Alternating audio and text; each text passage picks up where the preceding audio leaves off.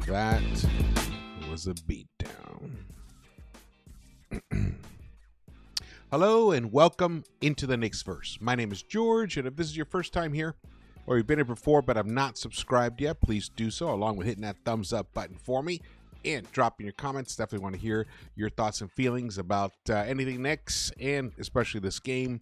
The New York Knicks hosted Thunder at MSG. It was the last game against them. They played them last week, just a week later, and the Knicks were up 88-80 in the third quarter last Friday. And since then, it has been an utter humiliation for 5 straight quarters. The Knicks have proved one thing. They are not in OKC's class right now. They are not. Can they get there by the end of the season? I thought so.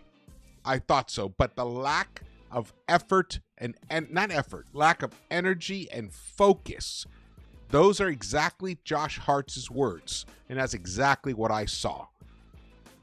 That lack makes me concerned that maybe all the concerns that I had previously about the minutes, unfortunately, I've proven to be correct, and I don't like it at all.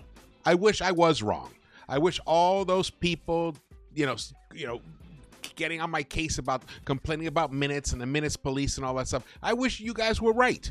But I don't see how you can watch this game tonight and defend that position in any way, shape, or form. Tonight, OG and Mikal Bridges, who have played a shit fuck ton of minutes since December 1st, the whole season, let's just put it that way. But let's just look at December 1st to now. They went a combined 0 for 12 for the three-point line. These are two of the best corner three-point shooters in the game. They could not buy a bucket. They went 2 for 17 overall. And those 2 buckets that were made were from OG. So Mikal, zip, nothing. And also his defense was zip and nothing. He was cooked constantly by Shea. And there were moments there where I was shocked by his lack of desire to step in front of an offensive player driving to the hoop. Just take the fucking charge, like I said at halftime. No, he's trying to swipe the ball out. Nothing. If you get by me, hoop's yours, basket's yours. That seemed like the attitude. Unbelievable. Shocking. I do think Thibs has coached himself into a corner once again. In my opinion, the teams that Thibs has had have actually underperformed based on the talent and quality of the players themselves because of the way he has managed the minutes and the rotations. I can go way back to Elfrid fucking Payton. When we had Emmanuel Quickley, who's now making $30 million a year as a starting point guard in the NBA for Toronto, he couldn't have been given the ball, given the keys back then? Because, why, Elfrid? This is the kind of mentality that makes me fucking insane, man. But it's just the reality that we're in. Thibs is not going to get fired during the season, and I don't want him to get fired during the season. I want him to fucking figure it out. He's supposed to be a defensive guru. Well, we just got our asses lit up by 126 points by OKC. Isaiah Joe just fucking went crazy. He had a career first half. Once again, career high Knicks. What it says down there is exactly right. Knicks completely outclassed at home. I feel bad for all of the people who spent all that money to go see this team play tonight at MSG. They came out that way.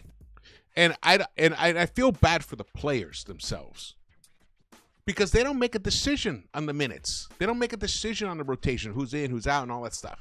They don't. They have no say in it. I mean, maybe Brunson has a bit of say, maybe Cat, maybe, but they don't do that because they're classy guys. They have their faith in their coach, as they should, as all players should. All players should that. They should not doubt their head coach. That's what we're here for. That's what I'm here for. To call it out. And I've been calling it out. And Thibs has pivoted. He's, kind of like moved here and there, kind of closer into the direction that the way we should be playing. And man, did it look great for a while this season when we had the number one offense in the NBA and the number one three-point shooting team in the NBA. But now we're one of the worst. In fact, I think we are the worst three-point shooting team lately. Well, let's get to it. 126-101. The Knicks one time were down by 30. They finished minus 25. This was Thibs, his post game, well captured by SNY Knicks here.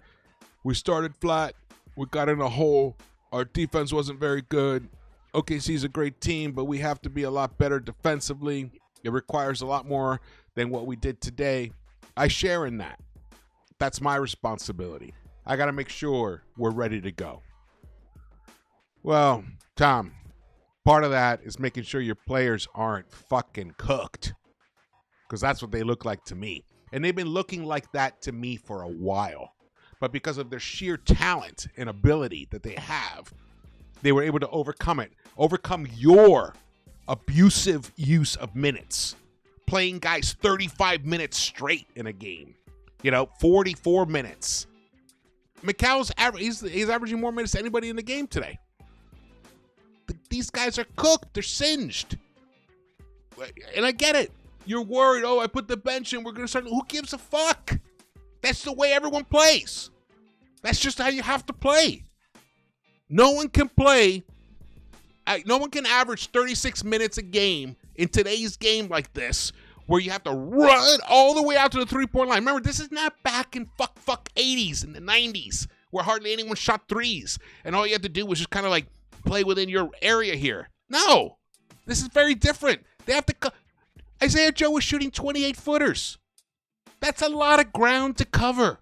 These guys are exhausted, and you've been running them into the ground this whole time. And now it has come back to haunt us. I may sound like a broken record because I've been fucking shouting this from the rooftops for 6, 7, 8 weeks now. And that's why it's happening. That's why you have results like this. From Clyde during the broadcast, New York basketball. What you're seeing from the Knicks now, folks, no teamwork, just bouncing the ball, Towns bouncing, Brunson bouncing, people standing around. This is not what they've been successful. This is not how they've been successful. They usually average 28 assists, 13 assists right now. So the ball is not moving. That is absolutely right. The ball is not moving. Knicks finished. They did finish with 18 assists. That's 10 lower than what they've been averaging. They were averaging 28 assists, 27 and a half to be exact. James Edwards, Athletic, New York Times, tweeted this out. This is actually before the game even ended. Assuming this 28-point lead holds, the Knicks record breakdown. They're 0-5 against top two teams in each conference. 7-7 versus the 4-10 in the East postseason teams. 3-1 versus 4 through 10 in the West of postseason teams. 13-1 versus the bottom 5 teams in each conference. So we're great at kicking the shitty teams' asses, which you have to do. You have to do that. You have to take care of business against them, no doubt. But we do not have one signature win against a top 2 team, a top 4. Let's say top 4 teams, because there's 2 teams in each conference. Against a top 4 team, we don't have a win against them. We're goose egg and 5 against them. Now we're gonna play Cleveland. We're gonna play the Celtics in February. We'll see if by then we get Mitch back. I think Mitch is going to help tremendously, but it's going to take time. I think it feels like the whole strategy is just about looking at the postseason. But if that is the strategy, then you really should be trying to preserve the legs of your starters now. Actually, you should have already been doing it for quite a while. OKC, who is the best team in the NBA, they go 10 deep every night. sometimes 11. And they still have Chet, who's waiting on the side, to come back, who is their second best player, who is an outstanding player.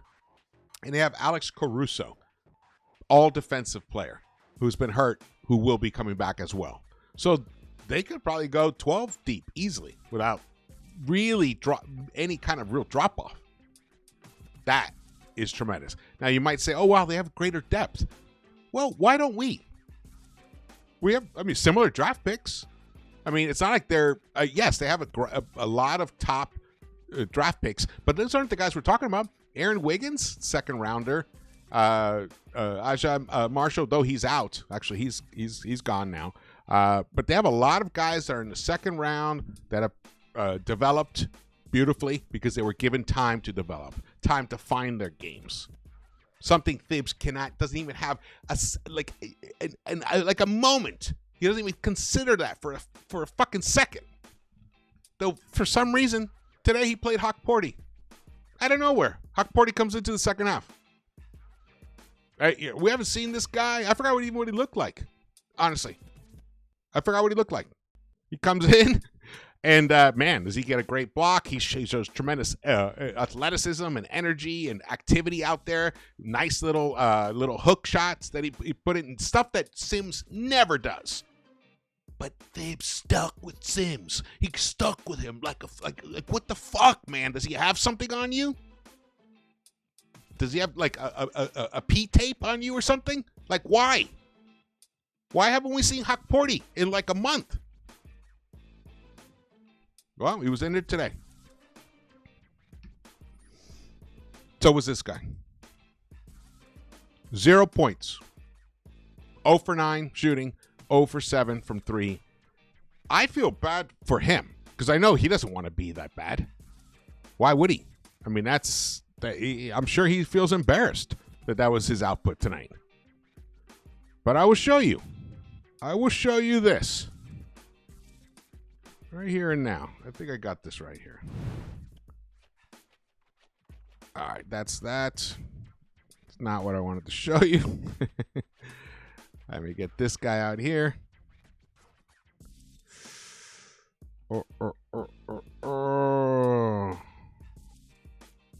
Where is that? Where is the player stats, man? I want to show you this because this is basically it's the wake-up call. Where is it? Oh, well. Can't find it. But Mikal Bridges is averaging 39.1 minutes per game. Number 1 in the NBA by 1.4 minutes. Number 2 is Josh Hart. Yeah. Number 3, De'Aaron Fox. Number 4, Tyrese Maxey. Number 5, Nikola Jokic. And then OG Anunoby is number 8 with 36.5 minutes. That's it. 3 Knicks right there in the top 8 in minutes played. And they're all the starters. And their games require legs. Like, obviously Fox requires that, and so does Maxey. Now, maybe their batteries are just endless, but obviously our guys are not. Mikal's going to turn 30 soon. Josh Hart, I think, is 30. Here are the team comparison stats right now. I do have highlights for you guys. We'll come back to these.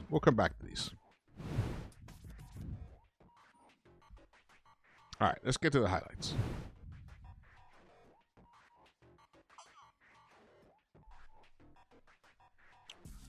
So the game started off kind of an odd fashion where neither team could make a bucket. Both teams started off in the first 6.5 minutes of this game. They shot 2 for 11. Think about that. Think about how incredible OKC finished and the Knicks didn't. So the Knicks never only marginally recovered from that 18.2% start.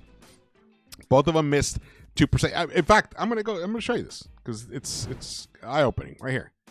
I'll come back to the highlights. This is it. This is the first You can see right here, this is the range between the start of the first quarter and the 5.5 minute mark. So 6.5 minutes into the game, 6.5 minutes in, 2 of 11, 2 of 11. Both teams, 2 of 11. They had 6 points after 6.5 minutes of play. No one could make a bucket. But then everything changed once the Knicks, it was 11-11, and the coach, the OKC coach, called Mark Dengal, called a timeout, came back in, and man, did everything change after that, especially in that first quarter.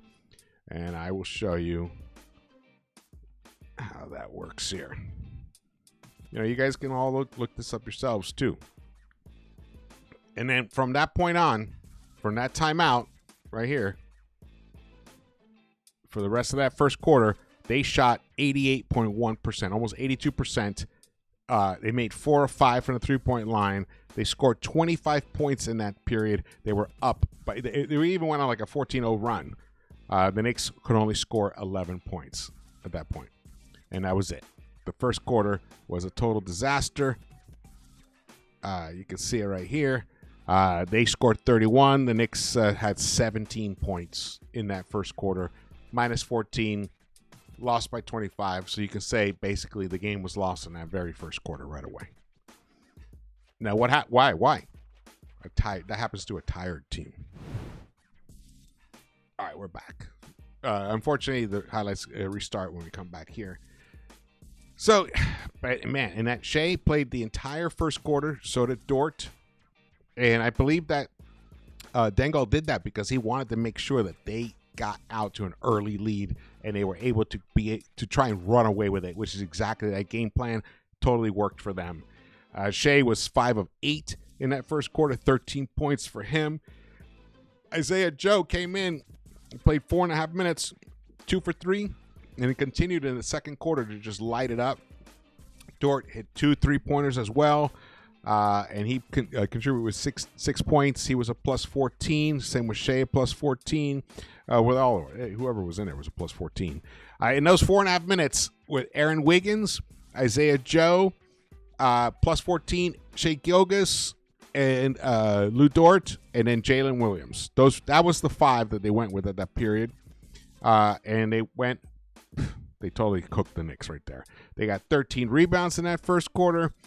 They were a plus 2 there.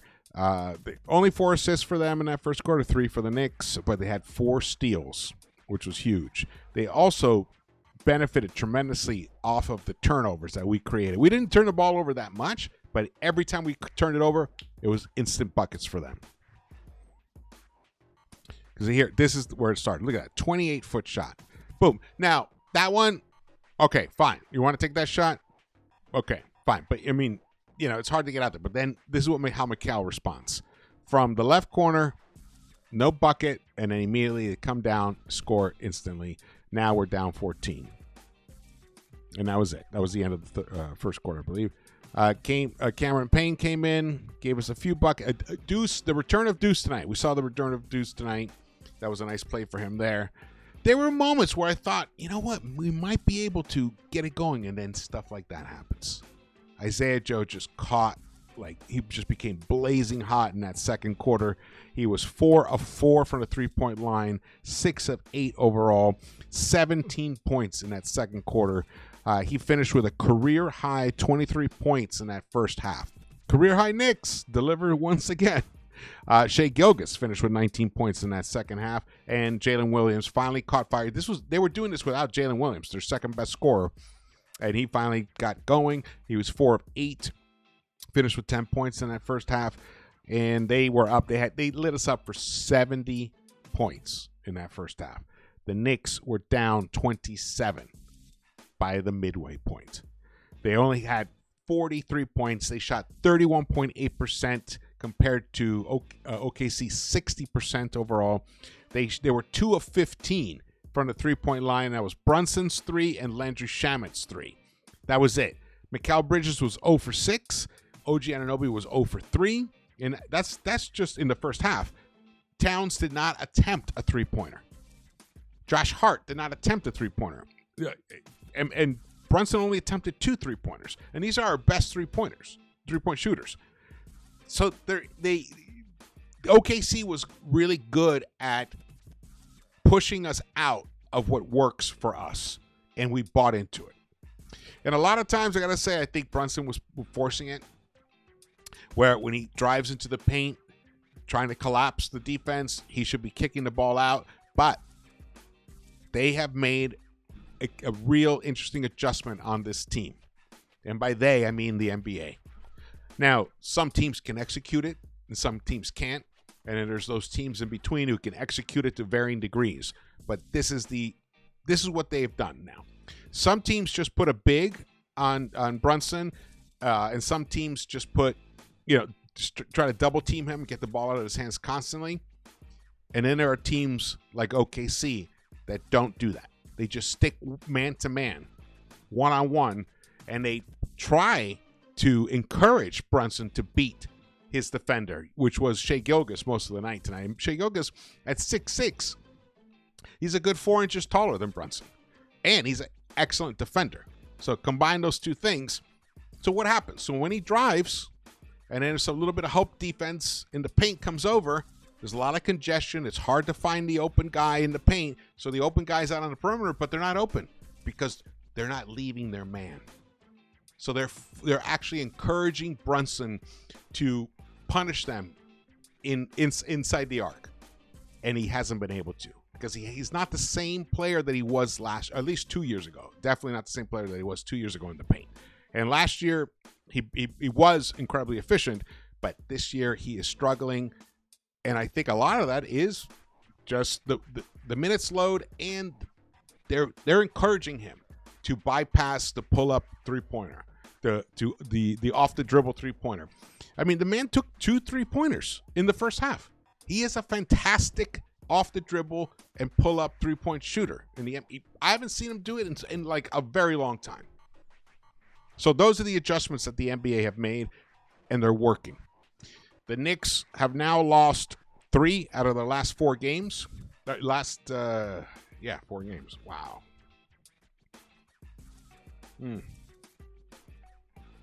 That's a big bummer. But it was good to see Deuce back. The Knicks definitely missed him tremendously. I think, it'll take him a game or two. This is probably this game, the next game, maybe before he finally gets his full legs back.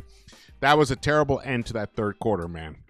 We just basically allowed them to do whatever they could. The Knicks were actually leading that third quarter for a large majority of it. They were winning that quarter by like 5 to 6 points. They ended up losing it by 1 that first quarter. Third quarter, sorry. Then the fourth quarter was just an utter bloodbath. In the beginning part of it, when the benches got cleared and stuff, we ended up gaining some of the lead back, but it was really not anything to write home about in any way, shape, or form. In fact, let's get out of this. Let's go to this. Let's go to this here. So this chart I created today, this is to demonstrate the on-off minutes here. On-court, off-court, and the on-off differential. This is what happens with the score. This is per 100 possessions. This is points per 100 possessions, the on and off numbers. Karl Anthony Towns is fantastic. When he's on the court, the Knicks are a plus 10.7. When Brunson's on the court, Knicks are a plus 8.7, which looks great. But when you look over, you're like, wait a second. When he's off the court, we're a plus 9.7. So we're better without him on the court by 1 point per 100 possessions. Interesting, right? So we know this is an issue. But look at Mikal Bridges. Plus 8.5, plus 8.6 when he's off the court. So the Knicks are a 0.1 point better when he's off the court. This is Mikal Bridges, the guy we gave up 5 draft picks for. Wow. So when you look at these numbers, it makes you really clarifies things. Then you look at OG Anunoby. He's a plus 9.3 when he's on the court. When he's off the court, the Knicks are a plus 5.8. So that means he's a plus 3.5 in on-off differential. So he's a positive player. Towns positive, OG positive, Bridges positive, and Landry Shamet positive. Now, Landry Shamet, I just put him in there. It's very, not that many minutes, but I put it in there to show an example of this. Look at who is the worst. Josh Hart. Josh Hart, the guy who's playing the second most minutes in the NBA. Remember, Mikal Bridges here. Mikal, he's an Iron Man. He's a workhorse. He hasn't missed a game since high school basketball. He hasn't missed a game since then. So he obviously loves to play. He obviously is the kind of guy who can give you quality minutes, even though he plays most of the game. But in this case, I think if his minutes were managed a little better, I mean, they could be similar to what OG's looks like. OG's numbers look like. So that's something else to consider. But either way, Josh Hart is not the same kind of player as Mikal Bridges. Doesn't preserve his body the way he doesn't. Also, Josh Hart is constantly on the floor flopping. When was the last time you saw Mikal Bridges go for a layup and end up, basically getting smashing into the camera people under the hoop? Never. He doesn't play that style. That's why he doesn't get hurt. But Josh Hart is a max effort guy. So for him to be out when he's out there, the team is a plus 7.3. But when he's off the court, the team is a plus 13.3. How crazy is that? So that's a minus 6. I couldn't believe when I saw that myself. This is from Cleaning the Glass. These numbers here are from Cleaning the Glass. Now you can see Campaign, he's a minus player for us. But the one who's truly concerning is Precious Achiuwa to me. Precious, when he's on the court, the team is a plus 5.5. When he's off the court, the team is a plus 9.2. That's a minus 3.7 right there. So when he's on the court, the team is almost 4 points worse per 100 possessions than when he's on the court. So what's he providing?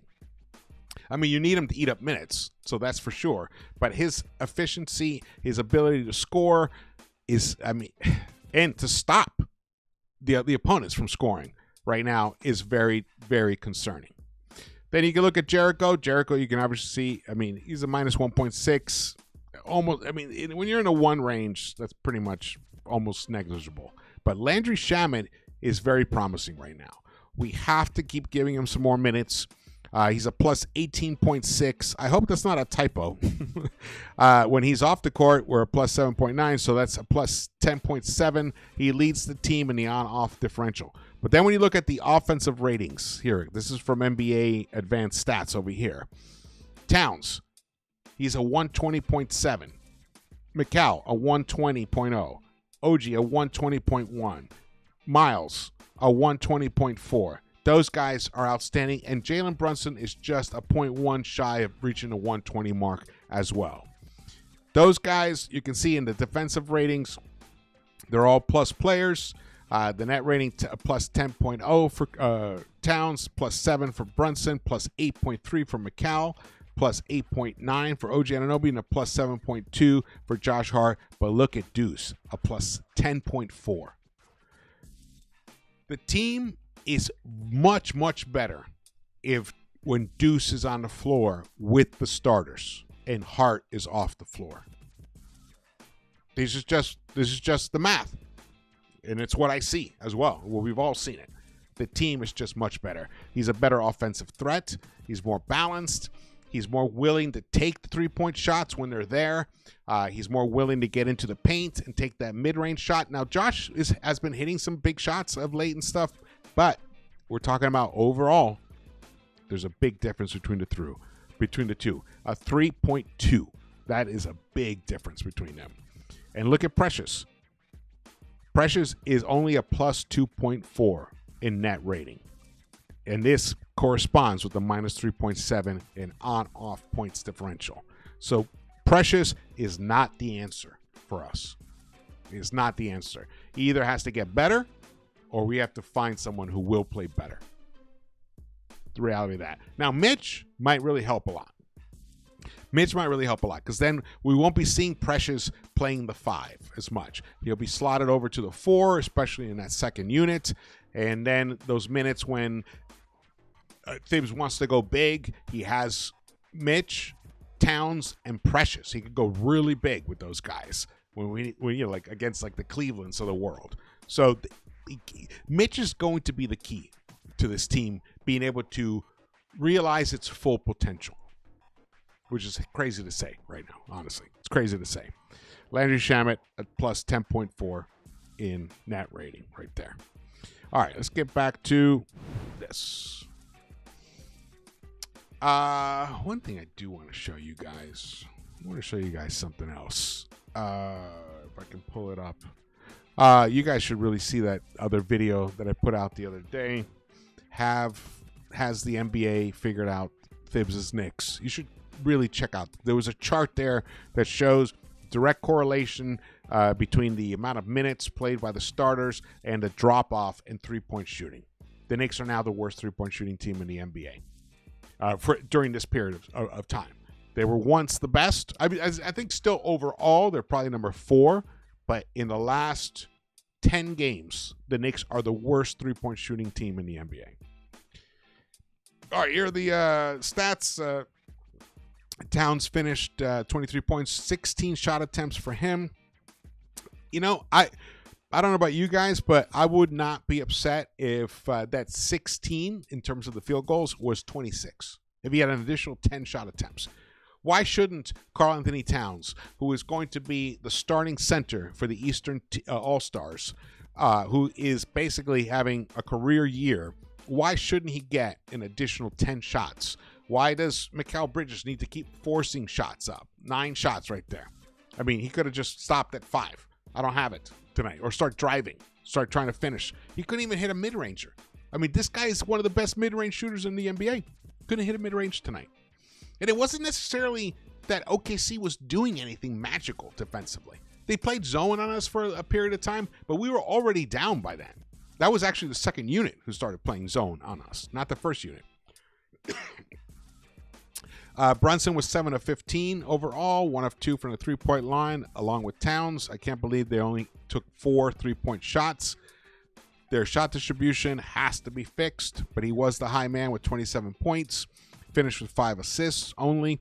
He's got to start looking to create for others more so than create for himself. I think he has to get into that mindset. I think at least he should decide for a 3-game stretch.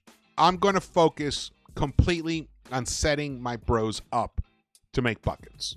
Make their lives easier. Let's see how that goes. Let's get them going. Let them start seeing the ball go through the hoop.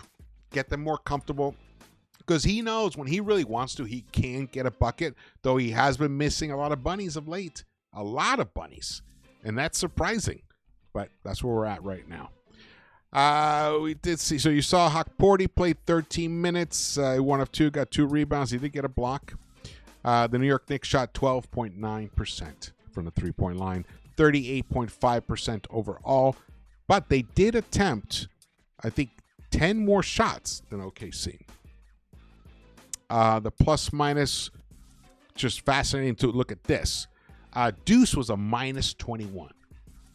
Wow. Especially when you consider the numbers that I just showed you. So obviously he's still kind of trying to get his legs back. He's not truly himself yet. He's got to trust that hammy. But OG Anunoby, even though he only gave us 4 points tonight, in his 36 minutes, the team only lost by 6 points. So in the 12 minutes that he wasn't on the court, Knicks lost by 19 points. That's how the plus minus works.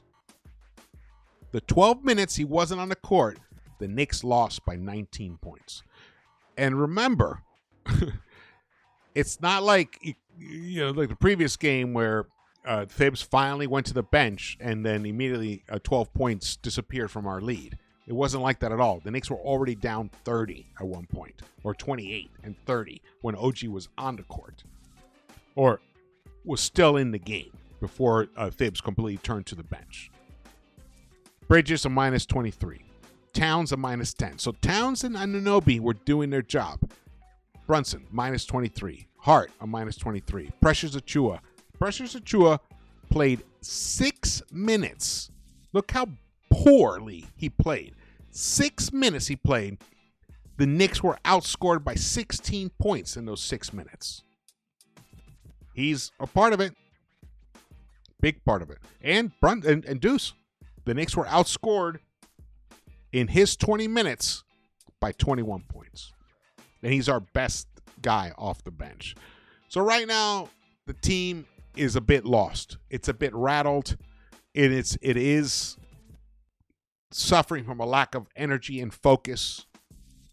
And honestly, at this point, all we have is the All-Star break to look forward to in terms of them being able to recharge their bats. So that's about 4 weeks. Let's hope we can survive until then, even though this is the toughest month. I don't think anything catastrophic is going to happen to us. I don't think we're going to. I think a 3-game losing streak is probably the most we'll have. We already did just have it. We're just probably going to be a bit of a 500 team, I think, until that All-Star break. And then, it's great for Jalen and Towns that they're going to play in the All-Star game, but I wish they would get rest. But I think the guys who truly need the rest are Bridges, OG, Hart. Those 3 guys desperately need rest. And we need to find another piece. We need to either bring up TJ Warren, cut Matt Ryan, and whoever else needs to be cut to work out the money, get TJ Warren in, and then we have the return of Mitchell Robinson, which will probably happen after the All-Star break. And then basically from the All-Star break to the end, we might see, hopefully, the best version of the Knicks team that we have seen this season. That's my hope. That's my hope. Here's OKC's numbers. I see 19 for Jalen Williams, 39 for Shai Gilgeous, 31 for Isaiah Joe. Not a career high, shockingly. He was 8 of 11 from the three-point line. They shot almost 52% from the three-point line, and they shot 49% overall. But you can see they only took 89 shots. We took 96. Wow, we were a +7 in shot attempts. Here, this is it. Look at the total turnovers. Look below. Points conceded off turnovers. We were a -12 there. We only.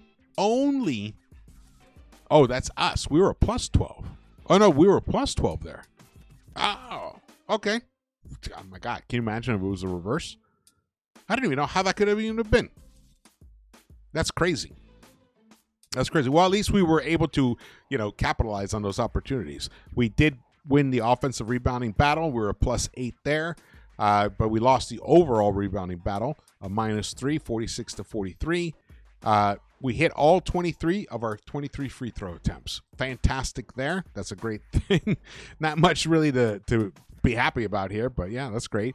We won the points in the paint battle. We're a +4 right there. Fast break points, we're a +4 as well there.